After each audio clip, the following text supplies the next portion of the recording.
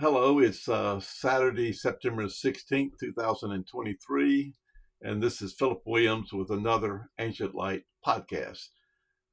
This will be the first podcast in which I'm being interviewed, and appropriately, the subject of this uh, first interview, the name of it is Testing for Truth.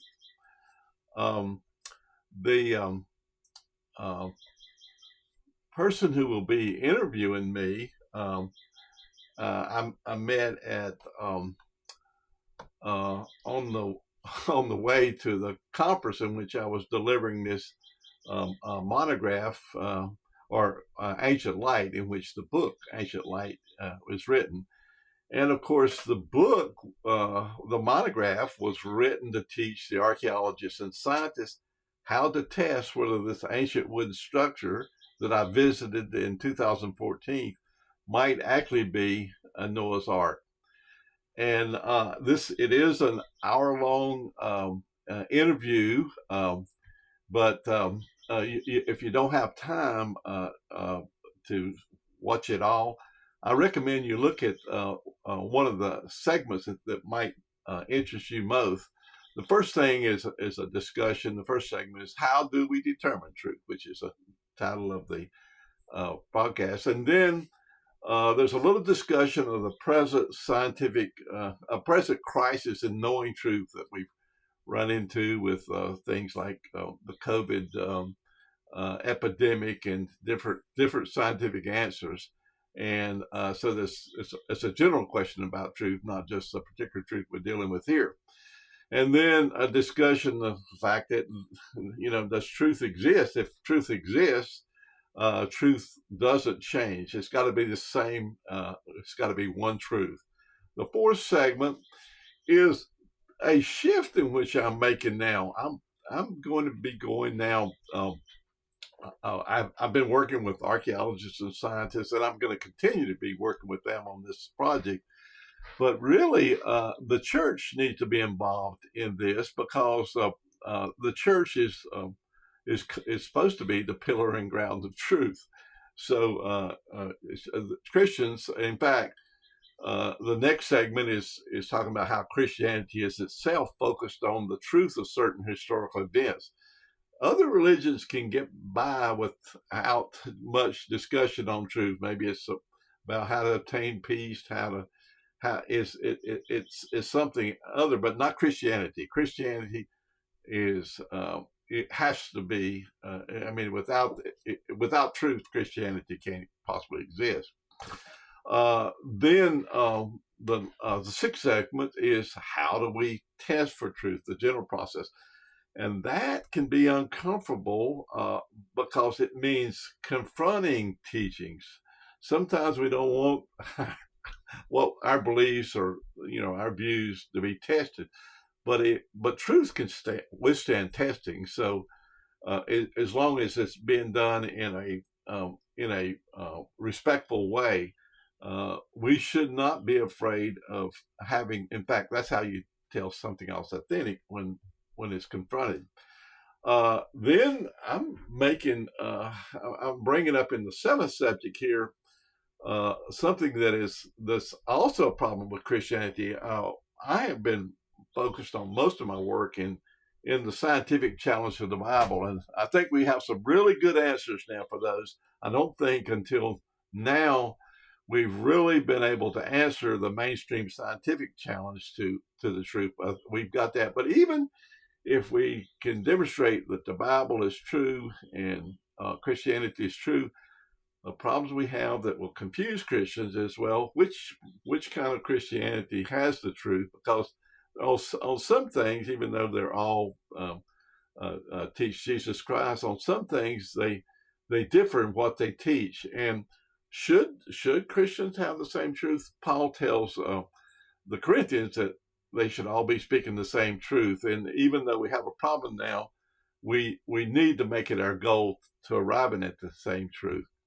And then the last thing, which I think you will especially enjoy if you can't listen to all the segments, slide over on the segment on maintaining the unity of the Spirit. How do we how do we resolve these differences in a Christian way? And and in fact, even when we have different views, how can we discuss these things and benefit and bring things to and actually let it bring us closer together rather than apart? So I think this last segment you will most enjoy.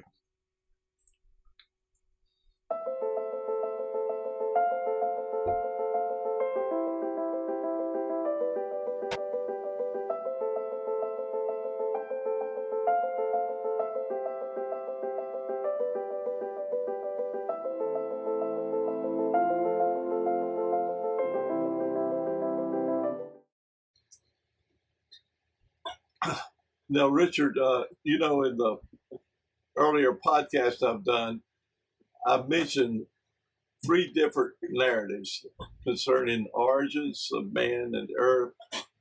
Right. One of these is the one that's taught by mainstream science.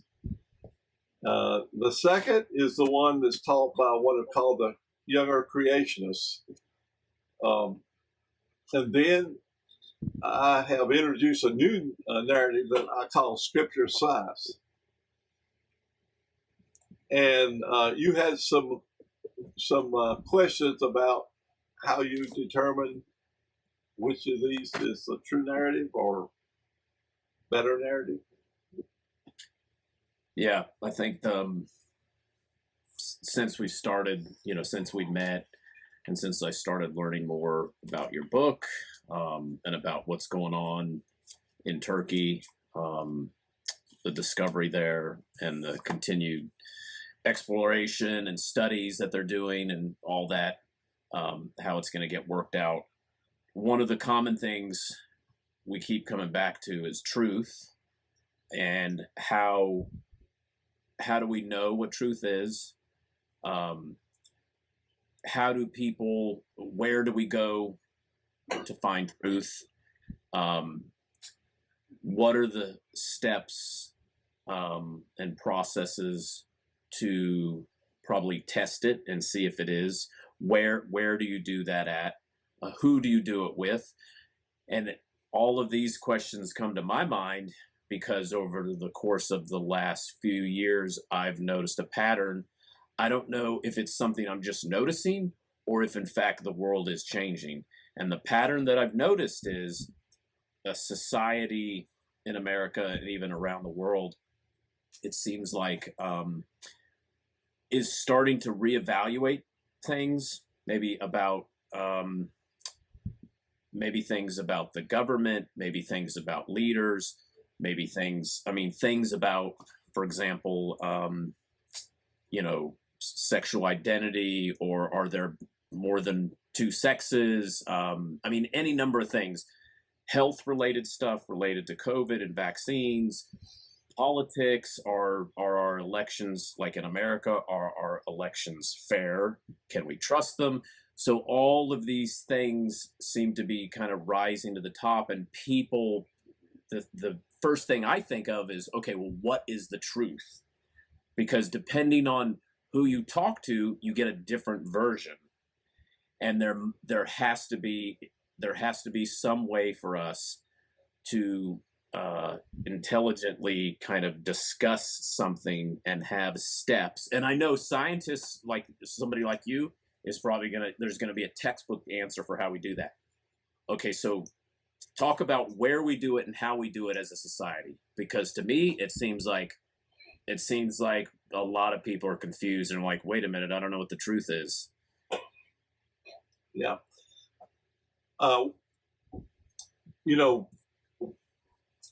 Just to go over the history of this, there was a time when people mistrusted science. A few centuries ago, the science had to win the confidence of people. And that happened at what we might call the scientific revolution. And then from that point on, you had both the Bible and the science. as authorities. And then in the past 200 years, for the world in general, or this nation in general, science, the authority of science started to exceed that of the Bible. And so the scientists over the last 100 years or so, they educated matters of truth. You had an issue in the courts, you didn't go to a priest or a minister, you went to a scientific expert on some matter. Right. But now, the authority of science is starting to be questioned.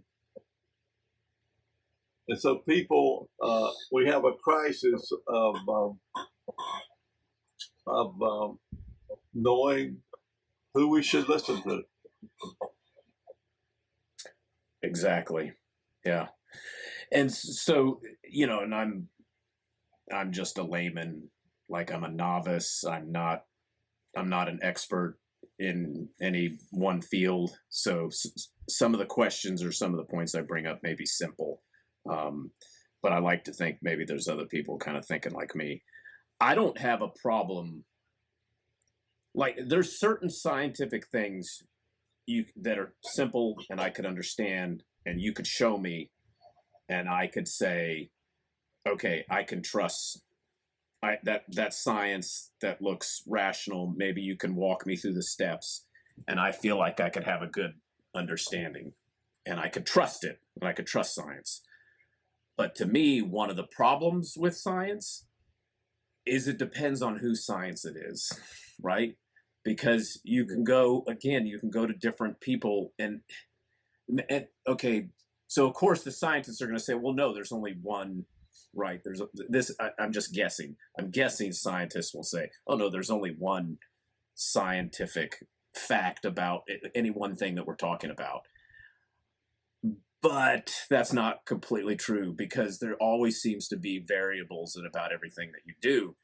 And if you have two opposing sides on an idea, some sort of scientific, again, I don't know what example we would use, but whatever it was, right? Gravity. It seems like that's probably not a good one because we know, right? If you jump off a building, you're going to find out. But there's other things. For example, this one's a lot more complex, but it's the one that everybody knows about. COVID, right? There's a lot of different ideas and theories about what it is, where it started, who does it affect. And look, I'm not going to argue that, right, about that. However,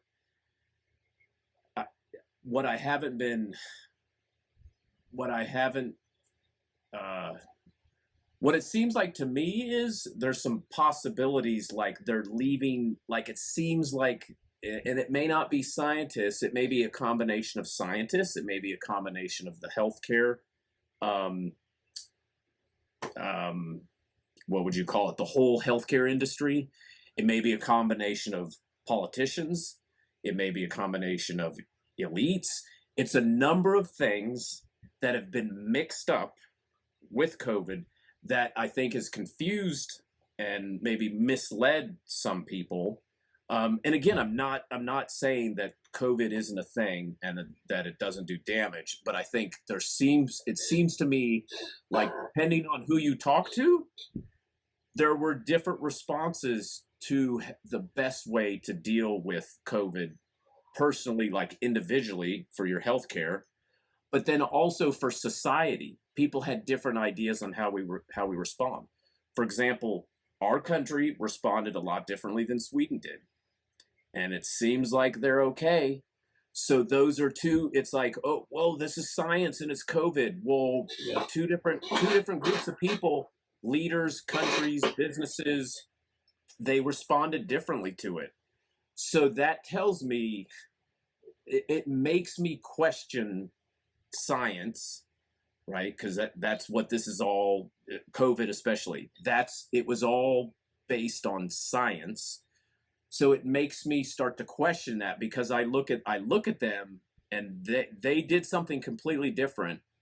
I don't know if the science they were talking about was different. That's what I'd be curious about. So that's an example of feeling like, okay, I get it. I can trust some science, but I'm not going to trust everything that a scientist or a government official or even a clergyman or my next door neighbor that's a nuclear physicist. I don't care how much of an expert you think you are. I am, God has given me the ability to kind of reason and to use my brain, even though I'm not trained in this. I can do some simple things and kind of come to my own conclusions. And that's what it seems like some people are struggling with. So I don't know. Does that kind of give you a ballpark? Yeah. In fact, I don't think anything shook up the public's confidence in science any more than the COVID epidemic and what's associated with, whether it's a vaccine, whether it's a mask, whether it's quarantine Right. or shutdowns. So there were all kind of answers on all three of those. But let's go to this matter of truth. I have to agree that there's for the given context, there's one right answer, or I mean that's the meaning of truth. Truth is not relative. It's one. It doesn't change. It's the same for everyone. If it's really about truth, or maybe it's not. Maybe it's not addressing the matter of truth. It's matter or certain circumstances. But let's say that there is just one truth. Okay, I hate to interrupt you, but it seems important. I agree with you. However, I agree with you to the extent that it depends on what you're talking about. And what I mean by that is gravity. So that example of gravity, that one's hard to deny. Okay. Like if somebody says, yeah, no, I don't think I think gravity doesn't exist. I don't think it works like everybody believes it. And you go out and do a test, right, from an airplane or a building, it's like you're going to know really quickly. So that's one sort of truth that you can do the tests. And again, you tell me like I know there's a scientific process, I think probably relatively simple that you could explain where you can determine truth with some scientific things or maybe all. However, when you say there's only one truth, what happens is people and organizations and governments, they get slippery with things. So for example, back to I hate to talk about the COVID thing. And look, I don't want to politicize. Well, if I can interrupt you here. Go ahead. I'm Dr. Fauci and I am science. Right. So what I tell you is science. Right.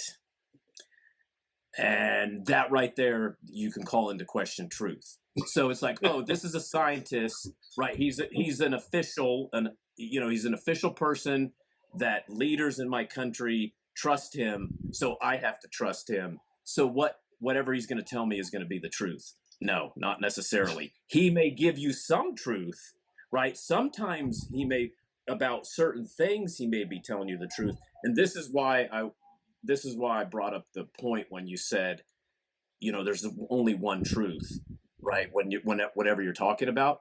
But the problem that we get into is we combine a lot of things and we put a lot of spin on things, and you get different narratives and you get different influences. And depending on where you're trying to take somebody, you add things and you flavor things. And so you may have started with the truth, and you may have the truth at the core of what you're talking about, but you added all these other things that changed the truth, right? That repackaged it. And so now, is it truth? If the truth is at the core, but there's all kinds of other stuff on the outside, it's like, oh, this is the truth.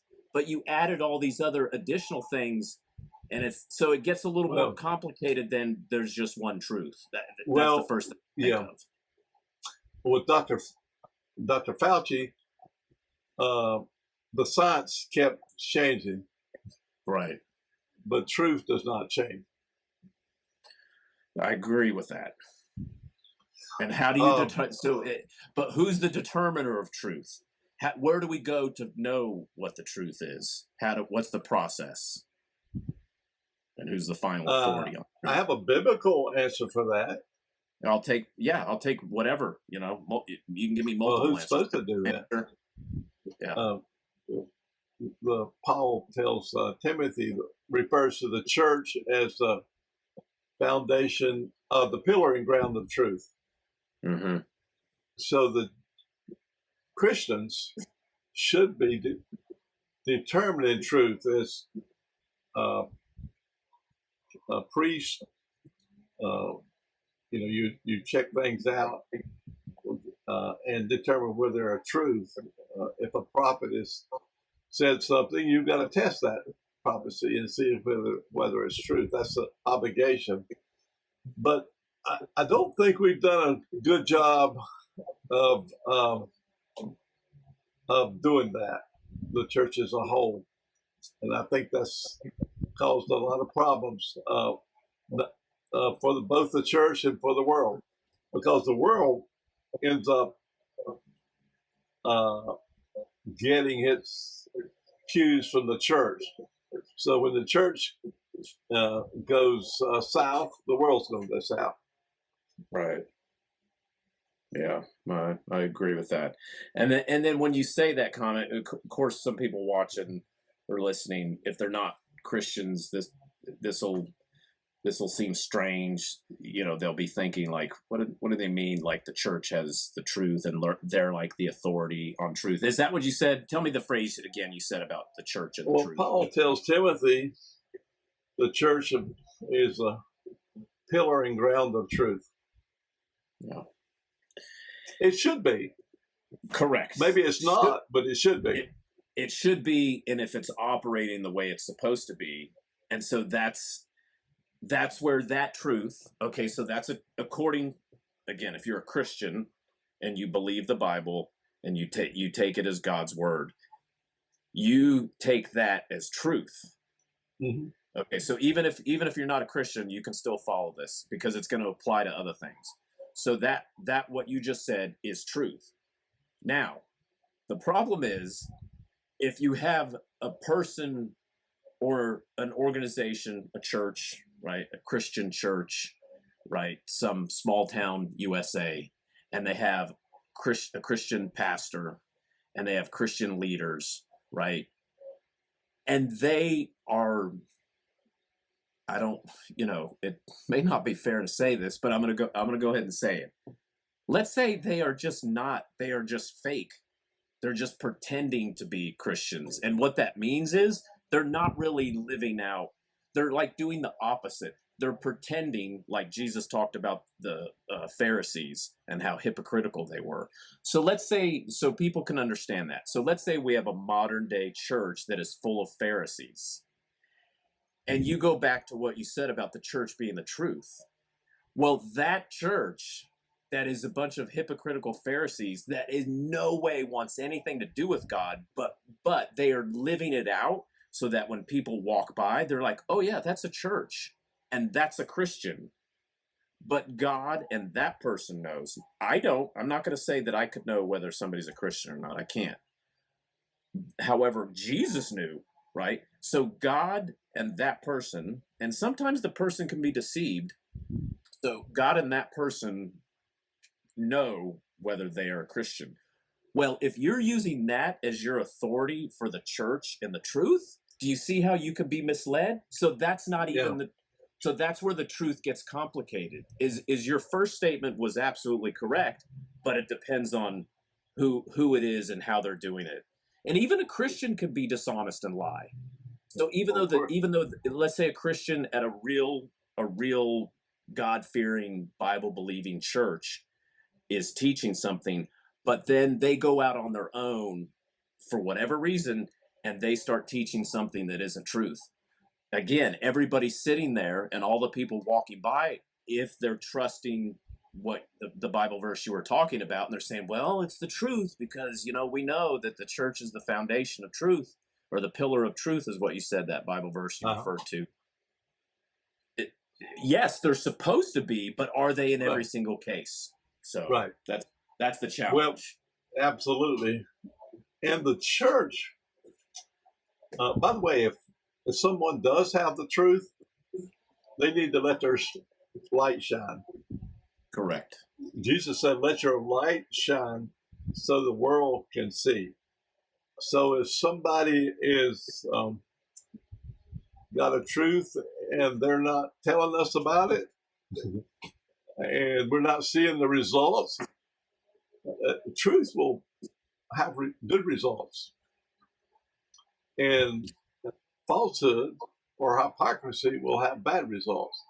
So we want to see those good results. We do, yeah. And this is why it's so interesting now, because like I said at the beginning of our conversation, it seems like more people are starting to realize, like, wait a minute, I don't think that guy's been telling me the truth, right? They're starting, and I say this because that's how I'm responding. So I assume other people, I'm average intelligence, just regular Joe, right? Just, doing his job, wants the best for his country, wants the best for his family, wants the best for his community, wants the best for the world. But I'm starting to look at things. I'm looking at government institutions. I'm looking at leaders. I'm looking at local institutions, state, at all levels of government. I'm looking at churches. I'm looking at businesses and corporations. I'm looking at just regular people that are living in my community. And I'm starting to think, maybe I've been trusting this person or this organization, and I'm starting to see things that are leading me to believe no, I got to start questioning and challenging things, even if somebody is selling themselves as a truth teller. Yeah. By the way, in terms of the church and the world in general, right?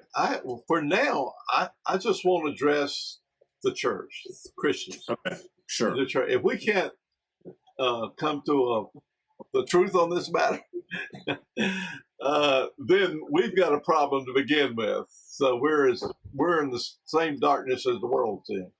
Right. So I agree. That's why I've recently made a change with regard to the art project I'm working on. We have been working with secular archaeologists, or just what you might say the world. Right. Got a pretty good reception, actually a better reception there than we did from the church and from the Christians. But right. My interest is, first of all, the church. And then when we have something that we can take to the world, we'll take it to the world. So this has been a big change in me. Now I'm going directly to Christians and say, let's get this problem solved. If we can't solve this problem, why should we expect the world to do any better than what it's doing? Right. I agree with you 100%. You're right. Because back to what you said about the church being the pillar or the foundation of truth. Right. It's like we should have a consensus about what the truth is to some extent. We should be able to agree on some things that are critical, or I don't know what word we should use, but foundational, right? There's certain things that we should be able to agree on as Christians, of all denominations, probably. And some other things, of course, we'll disagree on, and that's probably okay, or we're unsure of. But yeah, we should have I agree with you. We should have a consensus, and we should start with the church. You know how Christianity differs from other religions? Is its focus on truth. Most religions don't really concern themselves with truth.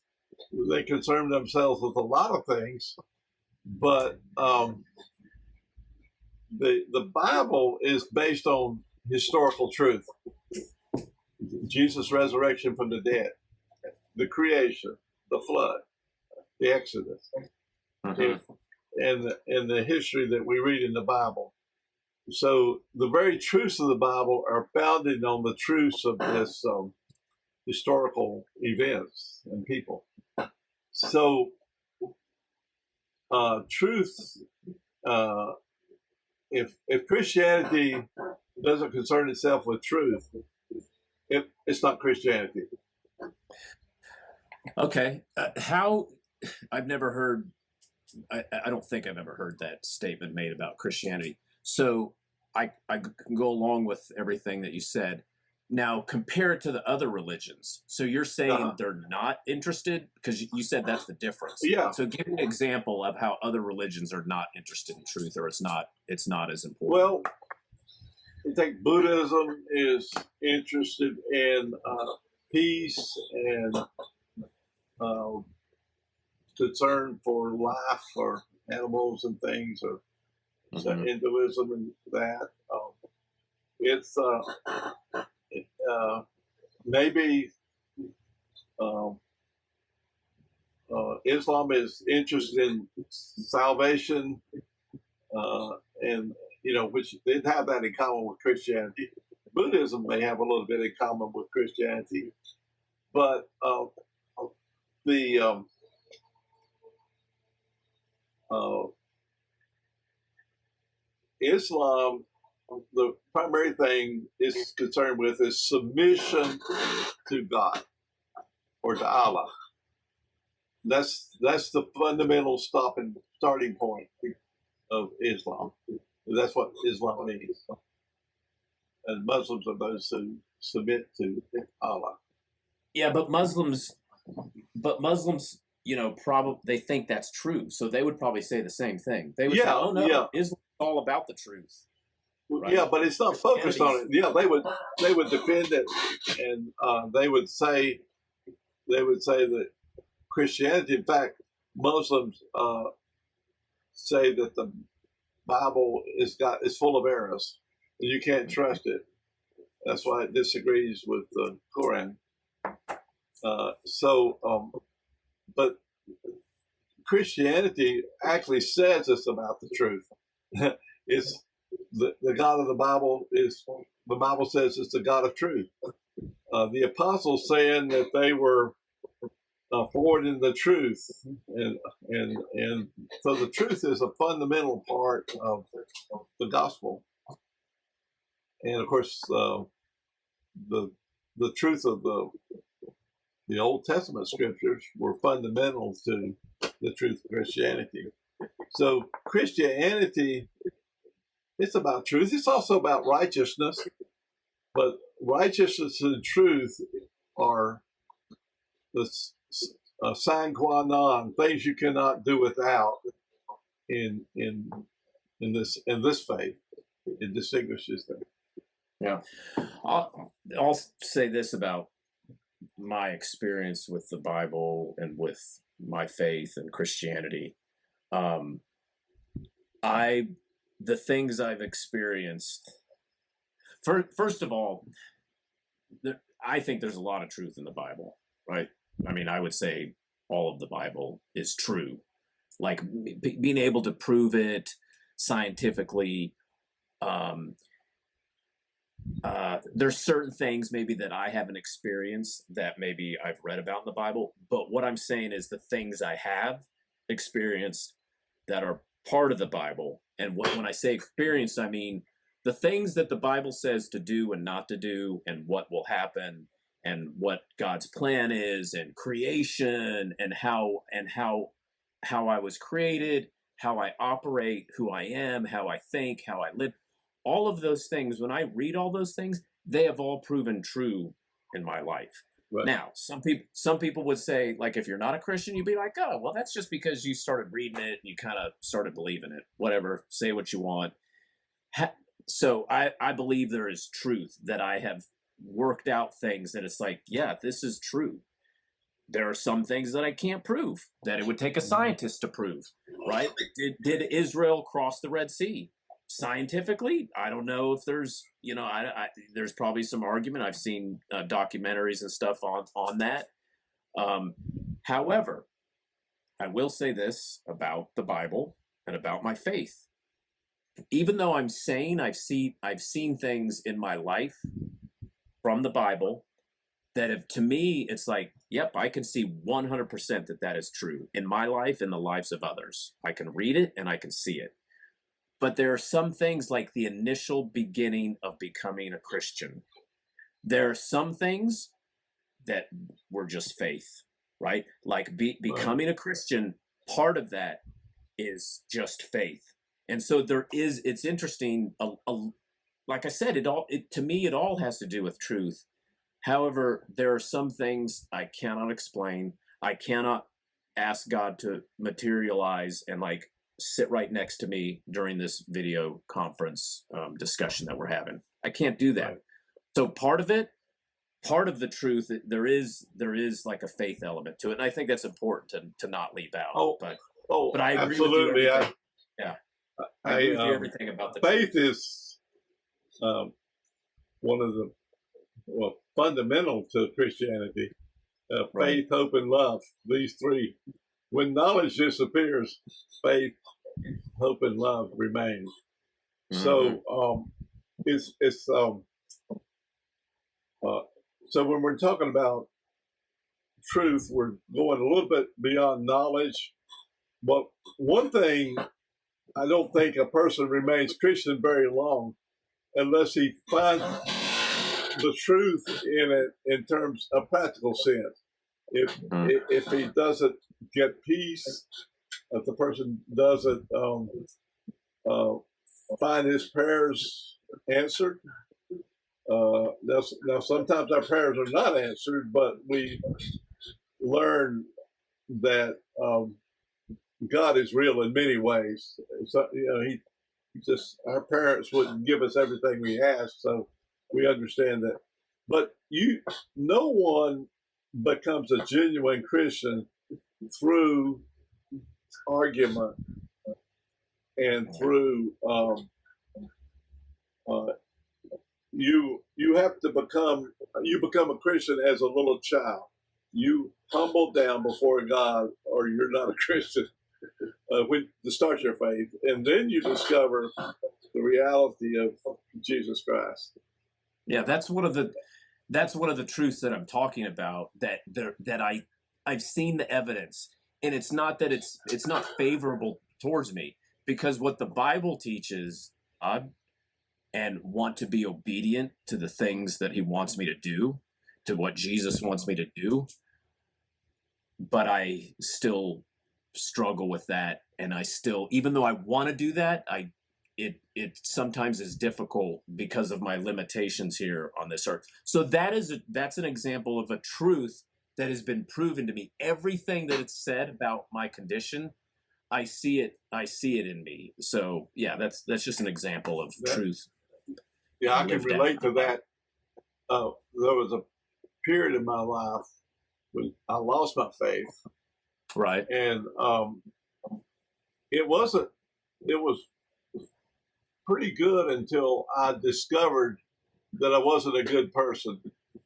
Right. And that absolutely took me down. And I had no solution because if other people are like I am, the world's a living hell. Right. And I was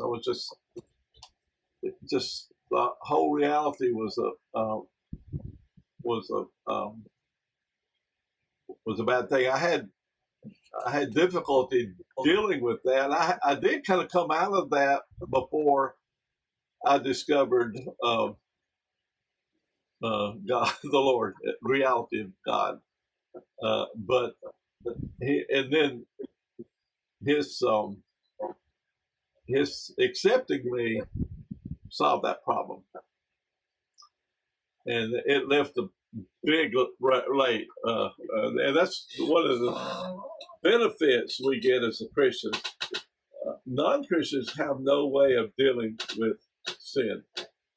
Right. And of course, if you're not honest, if truth's not important. But here, even though I wasn't a Christian, truth was important to me. In fact, I ceased to become a Christian because I thought it wasn't true.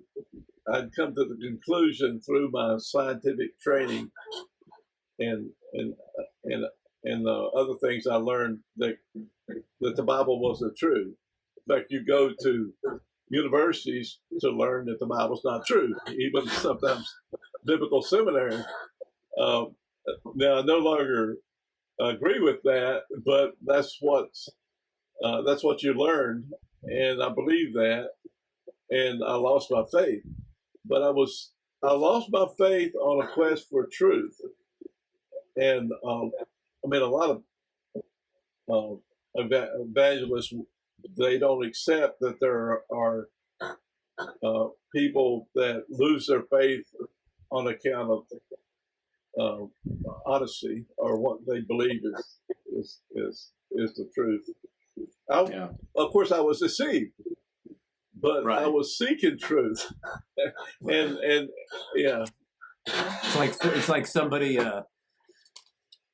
It's like there's a stack of gold coins. One of them's a real gold coin, and the other 19 are fake. And you have the real one, but then someone comes along and is able to convince you. They can give you all these reasons as to why that's the wrong one, and this other one is actually the real gold coin. And then you yeah, drop the real gold coin and pick up the fake one, right? right, It's interesting. We can all, I guess the point of that is yeah, we can have the truth, and this is true back to the original conversation, not just the Bible, even though I know you wanted to make that was the foundation, but like all truth, you could have the truth, you could understand the truth and believe it, and then something could change by people or things or institutions that are influencing you and can lead you off the path of truth. So right. and I don't know if I asked you this yet, or maybe I did, maybe we've already said it, but it's making me want to ask it again. So what for the Christian, and maybe you have an answer for the non-Christian, what for the world, I should say, we'll say the world and then we'll say Christian, what is the source of truth? How do we know what is true and what is not true? Is there a place to go to? Is there a scientific way? Is there some process we can use to determine what truth is? Because that's important. Right. That's going to require confrontation because or testing. Right. If something is true, it can withstand testing. I agree. And but by the way, why I do what I do is I was deceived, and now I don't trust anything in science. Well, I learned partly from working in science. Not to, I mean, that makes a good scientist. People who got the truth and going out with it, they're not going to make a good scientist. I mean, I believe in truth, and I believe that we should have that and preach that and teach that. But we've whatever is true can withstand tests, can withstand challenges. It doesn't have to hide itself from opponents. Right. I like what Spurgeon said one time. He said, defend the Bible. I'd rather defend the lion. I'd rather defend what? A lion. A roaring lion. A lion, right. So, yeah, the Bible can defend itself, but you have to give it a chance. So what I'm saying, if we, when you think about this in connection within the faith and then without the faith, but let's just say we all Christians and we have the same truth. Okay. That's our objective. Paul told the Corinthians, that you would speak the same thing and agree. That's our goal. We're not there yet, and everyone knows it. But uh, when we do have that, then we should be able to withstand any challenge, and we should not be afraid of any challenge to the faith. And it's it takes a while to get there on a personal level, and then maybe on a church level. So as a church level, we're not there, and maybe as individuals, we're not there, but we need to get there. So uh, let's move now to the church arena. You know, the two problems that impact our faith in a bad way. One, I think, is we have not answered these scientific challenges to the Bible, and that's been the focus of my work. And I'm very bullish about that. I'm ready to go ahead with that. Right. But the second issue is we don't all have the same truth, even though we're all Christians. Correct. We should. So that's I'd kind of like to take a scientific issue, which we Christians disagree with. Mm-hmm. For example, how do we understand Genesis? How do we understand origin? How do we understand the signs? That's something that we could still accept one another as Christians and have different views on those things. And I know that because I'm friends with different schools of origins, some of the leaders of different schools of origins, and they both agree that this is not a salvation issue. But they would both agree for different reasons that they're very important. We should have a common understanding of Genesis, and for that concern, the rest of the Bible. But I think that might be one of the easiest ones for us to address because we're still accepting one another as Christians. Okay. Okay. Can I differ with you in a way? Yeah, go ahead. And I think I'll be interested in what you say. I think we'd have to play it back unless you remember exactly how you said it. I think you said something like you were talking about other Christians that had different beliefs on origins, and I think you used the phrase "we should be able to agree." Tell me what you think you said. Okay, here's where and I might be wrong, but this is my first instinct, is we may not, because this is related to the truth, right? There's a truth, right? Right? It can't be three different things. It's one thing. So that's the truth. So this is an example of, just like the gravity thing. There's one answer. If you ask certain questions about gravity, there's one answer. Same with origins. There's one answer. So, but when you're taking a group of Christians, two, I mean, it could be thousands or millions, but you could just take two Christians, and for various reasons, they can have two different opinions about it. And like you said, it's not necessarily a salvation thing. So it's not like, it's like we should agree on it. Here's how I challenge that, since we're talking about truth. No, I wouldn't make that statement. What I would say is we should be able to discuss it. We should be able to test it together, side by side, the two different ideas. And this is exactly what your studies and what the ark, the potential for this discovery being the ark, this is exactly the reason why it's important, is to sit down and discuss it. Because like you said, truth should be able to prove itself. Maybe you didn't say this. I'm probably messing this up. But truth can be challenged. What did you say? It can be I did say that. Tested. Yeah, it can be tested.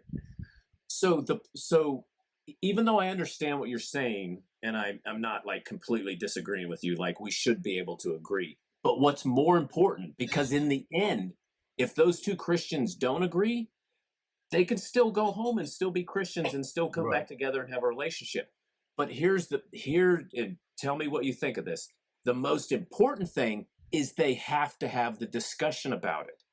Because if you're not, then how are those two and the rest of the world going to get to the truth? And this is the problem.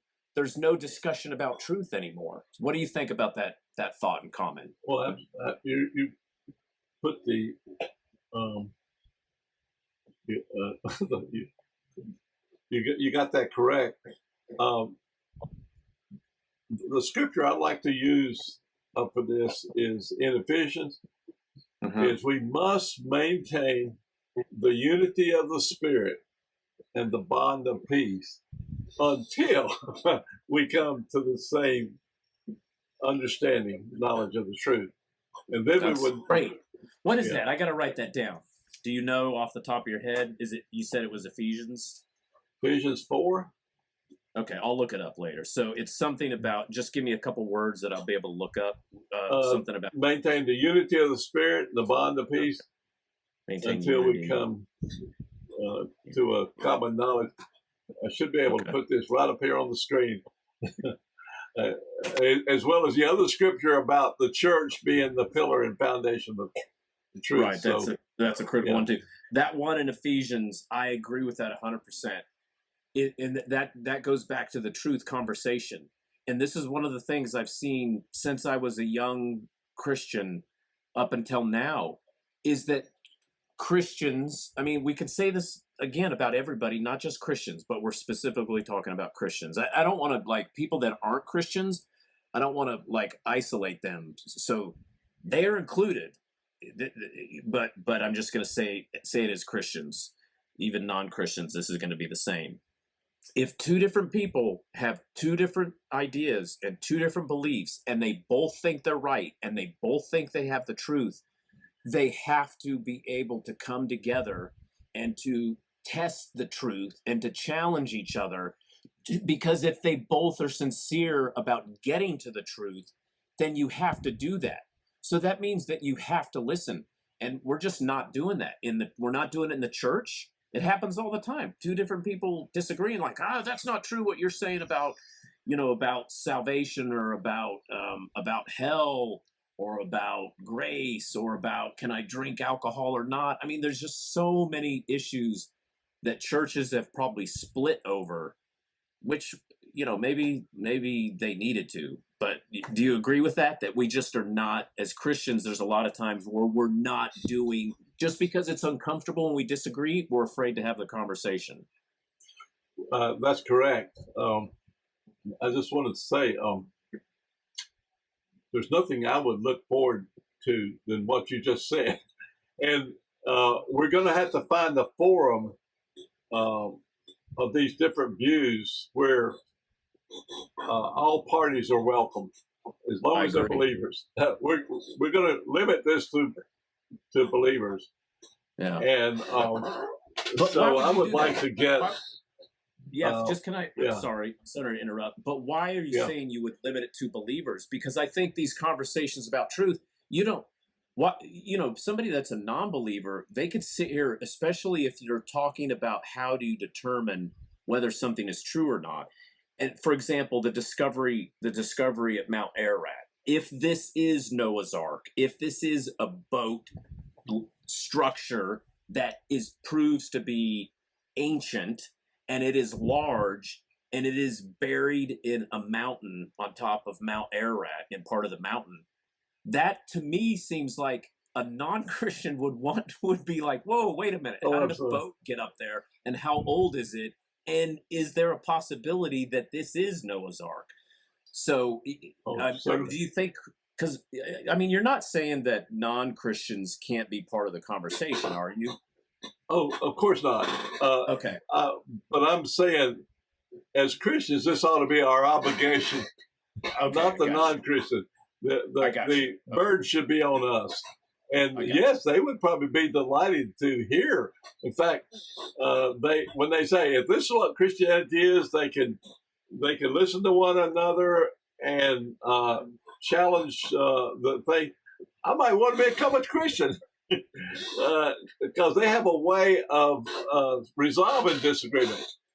I am smiling because that to me that makes the most sense. You just to me you summed up Christianity and you summed up truth and you summed up how people are supposed to live, which is basically Jesus at his core and everything about him and about the Bible and about God. That's you just summed it up in that little bit of thing, and it wasn't even a really religious or philosophical or theological thing. You basically, I'm going to rephrase what you said, and you tell me how close I am. You basically said, as Christians, um, we should be able to come together and have conversations about things that we disagree on, and we should be able to do it in a loving and rational way. And we should eventually, possibly, not, because maybe there's some things that we can't know about truth that are truth because they're so way above us, like God. Like how did the, like exactly how many man's days did the universe take to be created? In like to have an idea how we could understand it, man, our idea of a day, how many days? We're probably never going to know the answer of that here, right? It's like it's safe Right. to say we're not going to know the answer, but there's some things that we can know. So anyway, I went a Right. little too long. You know, I think that was just beautiful, that thing that you just said, because that's yeah. what Christianity should be. By the way, if you love someone, you will at least listen to them. Correct. That's a true test of whether we're supposed to love one another, whether we love even. But one thing I Even. want to mention, I Mhm. was in a philosophy class many years ago. I was, um, uh, and I heard the philosophy professor explain the difference between science and religion.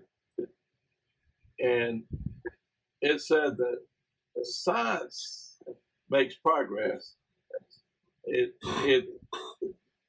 it gains in truth, but religion is fixed in the truth.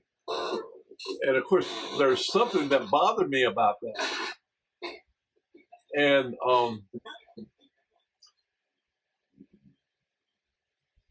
I think what keeps from happening, this kind of thing from happening, we're talking about getting together and talking about this thing, is there is a tendency, even in Christianity, of assuming that we are the blessed possessors of the truth. That we've got it all, and we're other people need to learn everything from us. The point is, uh, we don't have a recognition that we don't have all of the truth or the complete truth. Now we've got the main truth, we got the essential truth. The essential truth is the Jesus Christ of the Bible. Right. And we can be saved without knowing anything else. We know Jesus Christ and we believe in him and his atonement for our sin. That's where salvation is. He is the eternal life. That's our core. That's what makes us Christians. We all believe in the same Jesus Christ. Right. But if we've got that, of course, theologians sometimes they talk about essential beliefs and then non-essentials.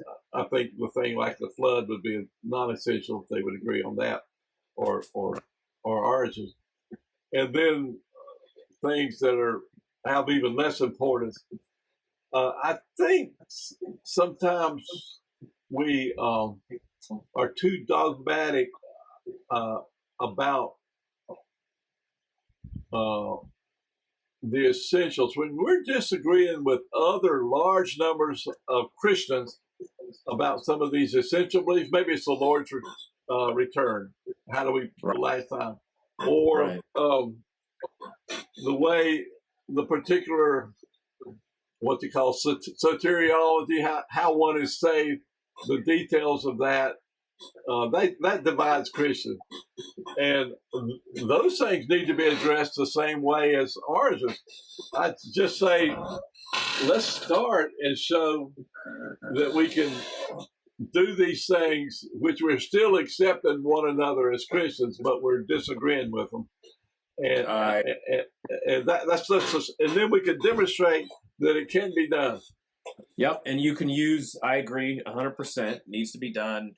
You and I should be able to do it, and anybody else that joins the conversation should be able to do it, and we should be able to disagree, and have this discussion about any one thing.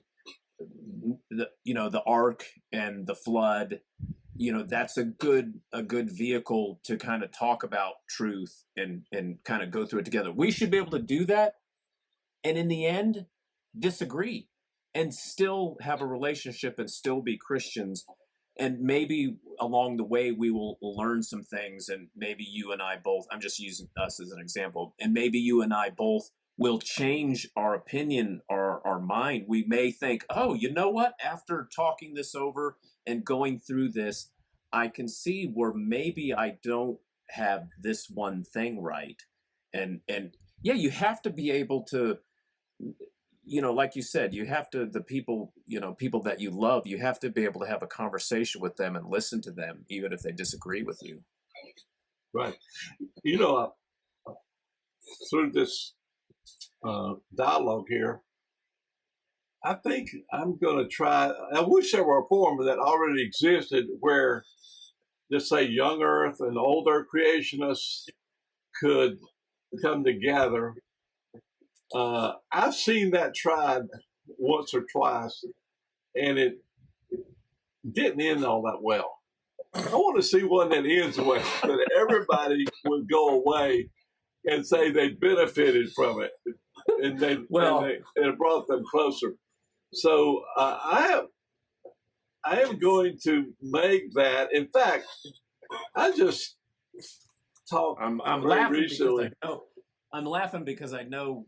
I know, because we're human, and if you don't, like you and I, and I'll just be honest, Philip, and you already know this, but maybe for the benefit of anybody watching or listening, I'm not I describe myself as a novice. I don't even have a bachelor's degree. Like, I'm a couple classes short, and my bachelor's degree was pieced together by the military. So it's not even though I say I'm a couple classes away from a bachelor's degree, I would not consider myself an educated person. I would consider myself an independent thinker. I think I'm capable of kind of reasoning. There's some things that are too complex for me, but I think I'm not going to just believe because of what we were talking about, truth. I'm not just going to believe what somebody tells me simply because I like them or trust them, or because it goes along with my theological or my political or my social beliefs or values. I'm not going to just take it and believe it 100%. So there are things that you and I might discuss, and I may say, I don't know. But that's okay, because you and I are still, in the end, nothing that we're going to do, I already know this, nothing that we're going to disagree on is going to ever make me stop talking to you and stop loving you. It's not going to happen. And so if it's only you and I left, like if we start some conversation, and if nobody else makes it, and if it's just me and you, at least we had a conversation, and we were at least trying to get to the bottom of truth. We were trying to find truth and help others find truth. Right. Well, I'm not going to say that you're going to have 3 PhDs and be ordained by the church or the one I approve. and have two masters of theology or whatever they have to have before I will allow you to ask me a question. Okay, well that's good because it wouldn't Okay. happen. We wouldn't be here having this conversation if that was the Yeah. criteria or the standard. So are we going to end it here because we probably get Yes. close to an hour now? Let's do that back. Um,